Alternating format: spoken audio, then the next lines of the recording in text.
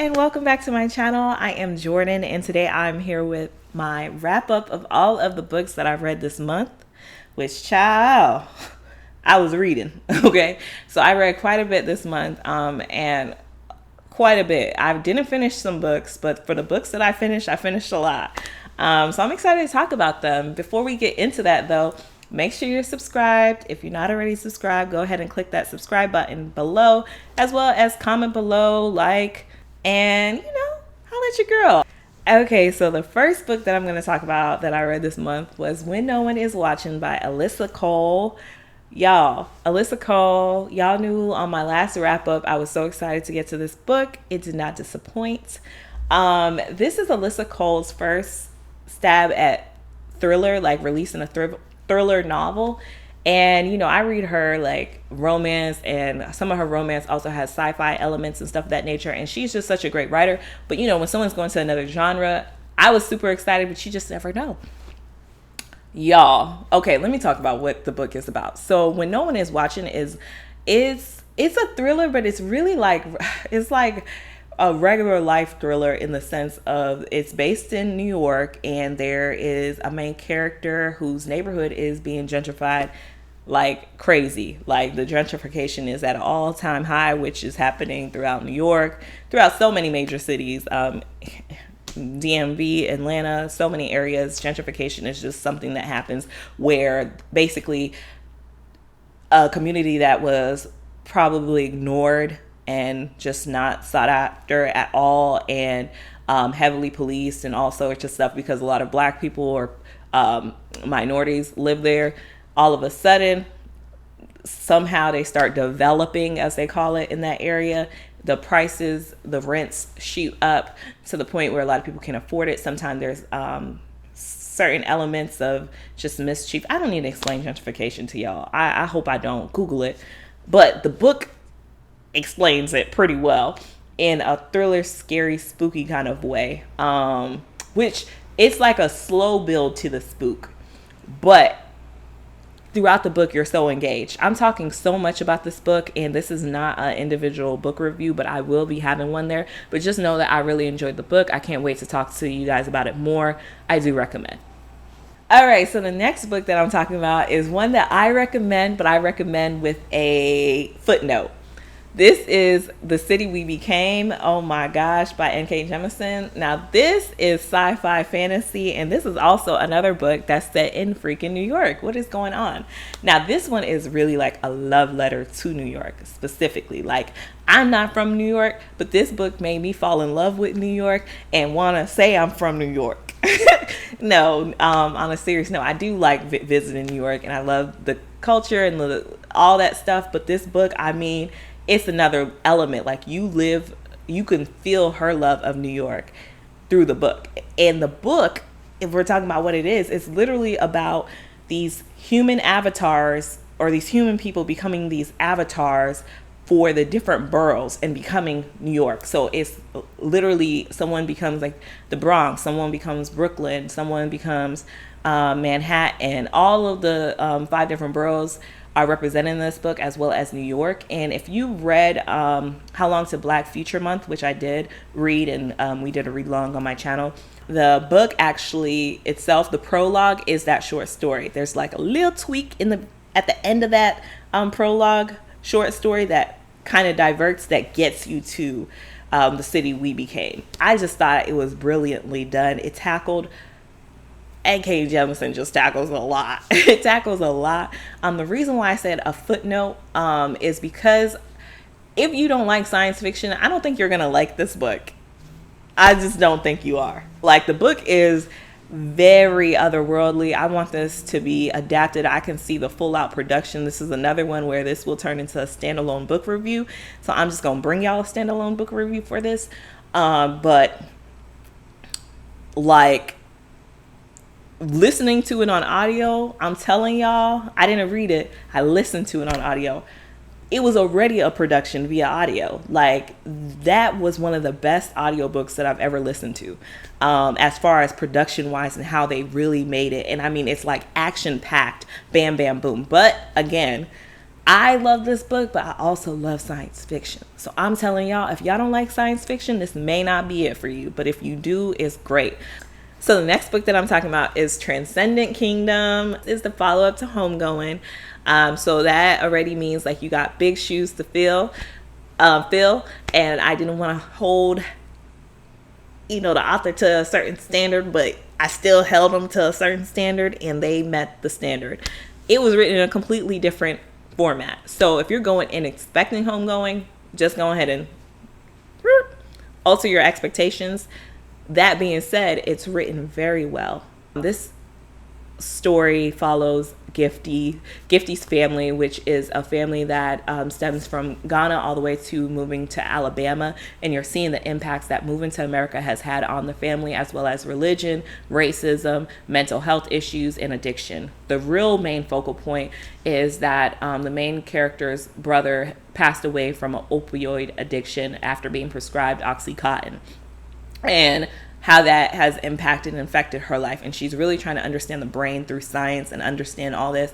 But there's so much of her faith and religion that's tied into this. It's just an interesting story.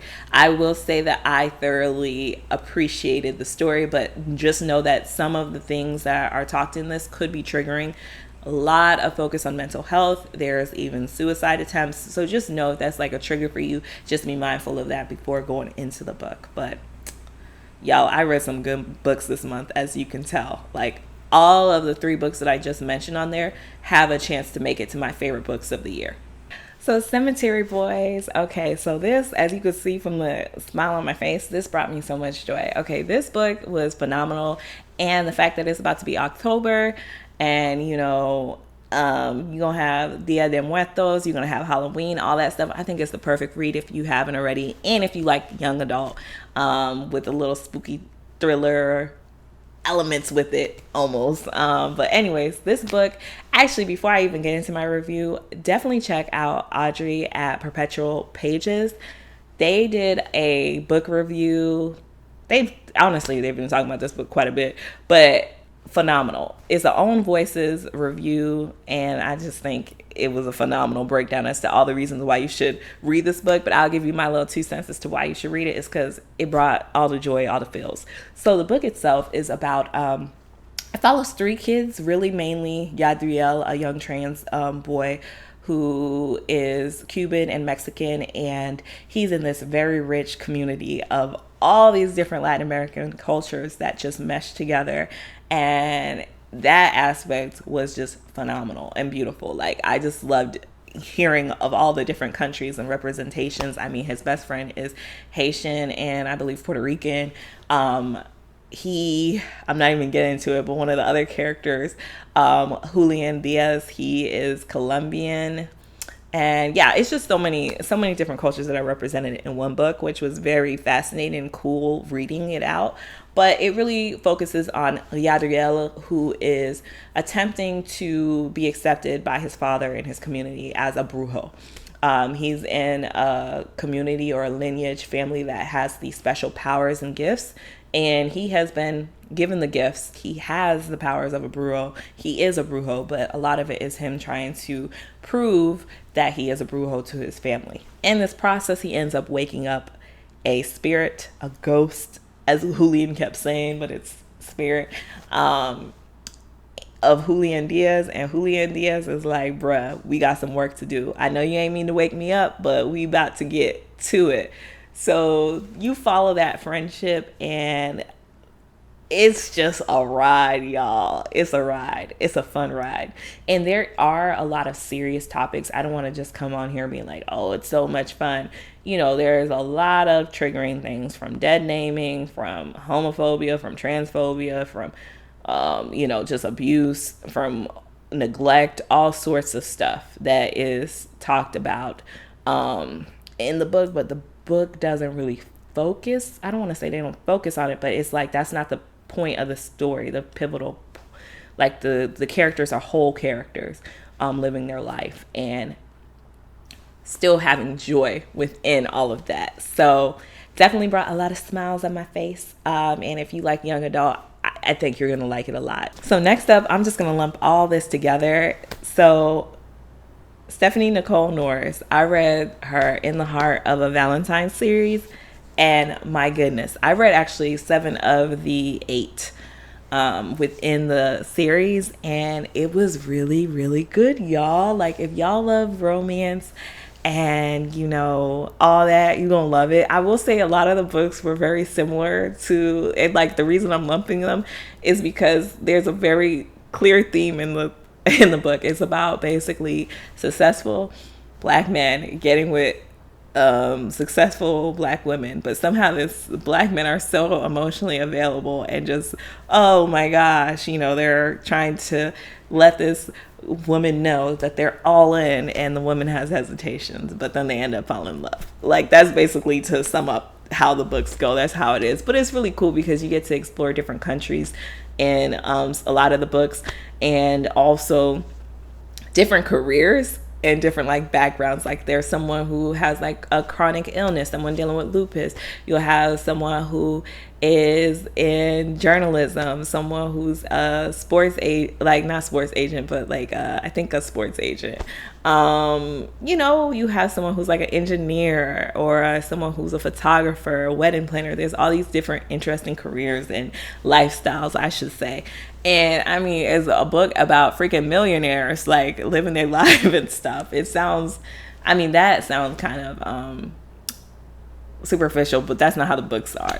It's just really cool to see that the narrative of these black people who are, have access to all this stuff, and are falling in love. And they're also, a lot of these people are like older 30s, 40. The romance genre, is going to end happy, so that brings you joy. So if you're looking for some black women writers, black women romance writers, definitely check out Stephanie Nicole Norris, the In the Heart of the Valentine series.